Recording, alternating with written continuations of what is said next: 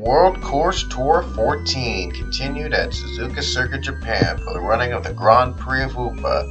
This is the first race of the two-race duels at Suzuka in the East Circuit with drivers number 25 to 99. Right off the bat, we got some big spins here. These corners are very small and tight, so a lot of wrecking happens, but at the same time, we have a lot of great battles coming up in store later here at Suzuka. First caution came out for Leah Walker. She got dumped on the first corner. Robert Piet went a little high. And here's Abby Sachs taking out a couple drivers already on the first lap. Robert Piet got hit and a couple drivers also spun. The pole setter for race 1 was Mitchell Riggs. He led on the restart. And Connor Breen would challenge Mason Powers for second. Side by side, this is why Suzuka is a really good track. It has a lot of passing, surprisingly, in a very short road course. Oh boy, Powers contact with Breen and he spins out of second. And how did they not get involved? I have no clue. But Sean Harple and Sam Rogers, they hit the wall coming off the wreck, and their races are done as well. Wow, Connor Breen got spun and nobody else got involved. That's almost impossible, but that was amazing. But anyway, 42 still led. He finished second at Twin Ring Motegi. A teammate, by the way, Johnny Garner, Earnhardt Ganassi, I didn't mention, they had a 1-2 finish last time at Motegi, with Johnny Garner and Mitchell Riggs finishing 1-2, and now Riggs trying to win, but Jacob Lawler gets the lead as he comes off the final corner, clears the 42, and takes the lead. He hasn't won in a while, but he has 14 career Beaumont Cup wins to his name. He's looking for number 15, and he's still the all-time leader among non-TA2 drivers in terms of wins in the Beaumont Cup Series. But we had another little bit of a scare there. Daniel Voiles went a little high, but he gets a great save. He's going to get challenged by Brandon Nichols and Pichu. Ooh boy, 3 wide at this course is not good, and Robert Piet's day was finally done. It was put to rest after he slams the wall way up high. It was a really rough day for Piet, but hope things could turn up on our next course. But anyway, side by side, battling for the third position. Cooper Cyron gets it over Mason Powers. Wow, they had contact at one point. But Cooper Cyron gets third. And here's the 43, Alex Ragow, battling with Pichu in the 99. I do apologize for the little bit of lag you see, but I don't know why that happens sometimes. But anyway, Pichu trying to move up to the top 5 as he's going to try to go on the bottom with the 88 of Mason Powers. That's a battle for 4th. Right now the top 2 is pulled away, but Lawler's been able to block the Riggs from getting the pass for the lead. And Mason Powers is able to clear the 99. He was able to fight off the 99's hard challenge. Oh boy, they're going 3 wide. Pichu's coming with a vengeance right now. He wants to get the top 5. He wants to win at Suzuka. He was a former Japan winner. He won the very first race at Twin Ring Motegi. But he's looking at Suzuka to his name. Here they come. Pichu and Powers still battling it out. They're still battling for a while. This has been going on for a couple laps, and this right now is the best battle we got so far this race. And Cooper Cyron has still been keeping third. He did a good job trying to keep third. Gwen Cobb in the 95 also battling for position against the 43 Alex Ragow. She was involved in the first wreck, but she's still racing and she's still trying to get a good finish out of this. Oh boy, Ragow contact with Gwen. Oh man, Gwen Cobb is around. Her race is done just as soon as we're about to come back. Ryan Acosta trying to avoid the incident. Alex Guerrero, he dumped him. Guerrero side dumped Ryan Acosta. Tough break for the 34. 4 laps to go. Next caution ends the race. 42 Mitchell Riggs trying to retake the lead over Jacob Lawler. Got a great restart. Pichu trying to make it 3 wide. It's not going to be enough, and they both spin. Cooper Cyron spins. Pichu, Mitchell Riggs involved. Lawler saves, and what a save. He spun out his Mitchell Riggs, but yet he was able to keep his speed. I don't know how that happened.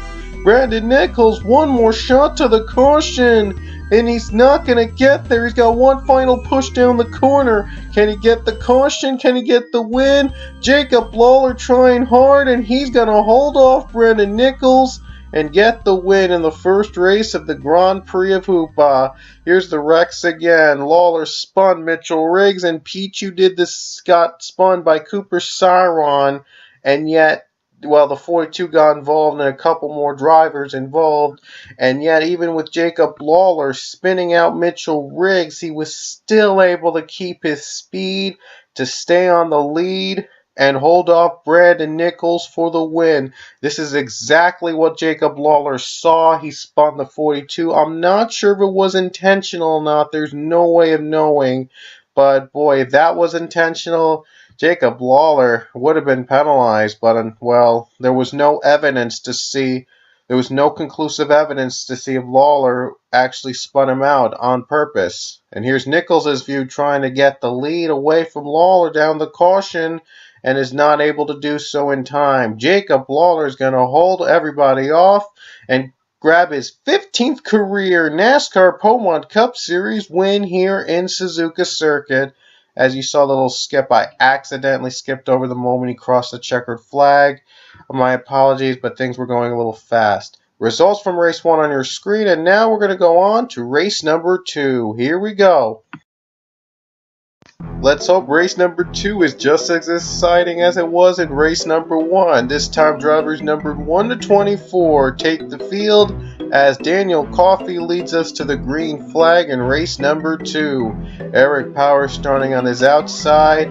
Here they come down the first corner. There's always some first corner chaos here at Suzuka. There's not really a lot of room for error at this track. There's only the East Circuit we're running in, but yet it is still pretty fun. It's still pretty fun to race here at Suzuka.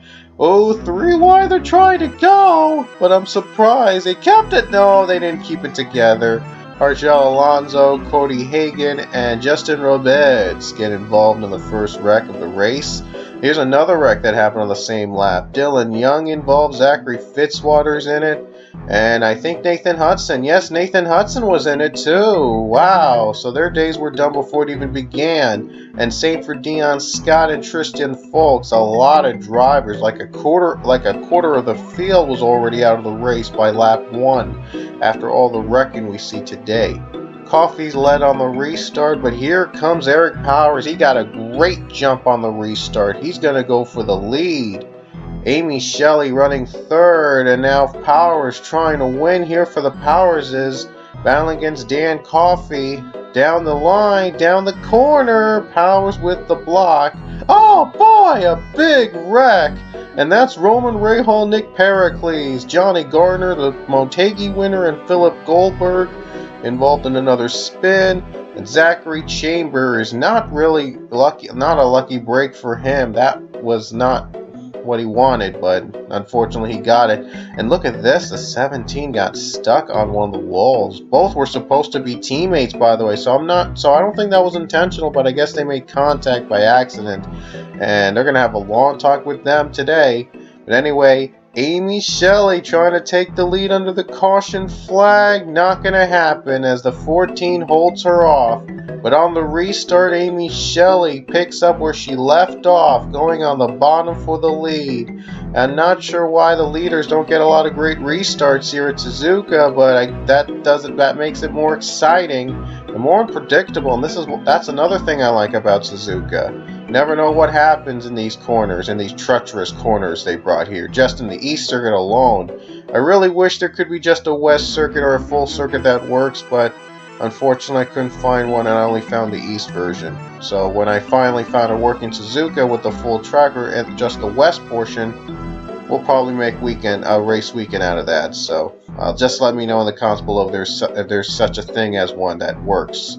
Because I think I tried another one that was full, but every car spun out before the green flag took off in that Suzuka mod. So unfortunately, that didn't work out. So we went back to the good old East Circuit, and right now it's providing some great, exciting racing as Daniel Coffey is looking to take the lead from Amy Shelley.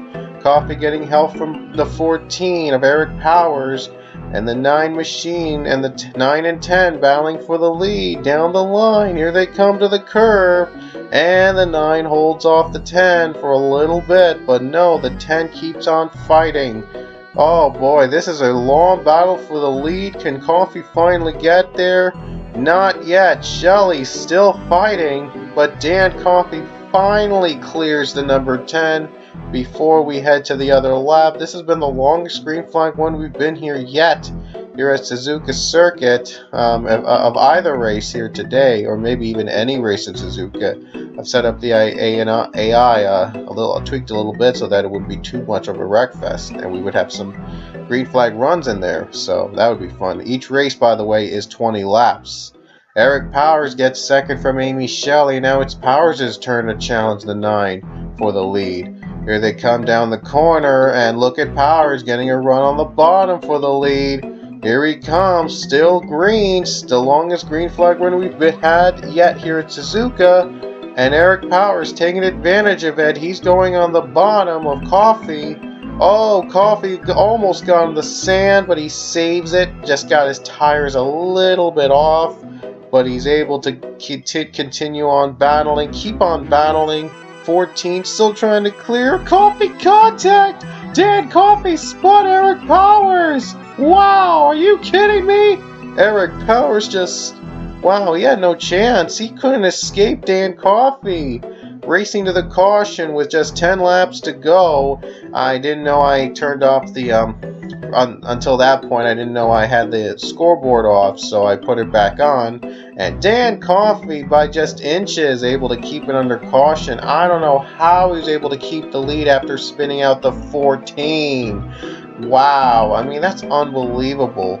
Anyway, here's the restart. Shelley going for the lead. Luke Walker trying to sandwich between the two, looking to squeeze by, and there's not a lot of room. Dan Coffee goes for a spin, and guess who he hits? Eric Powers. So Karma struck back on the number 9 machine.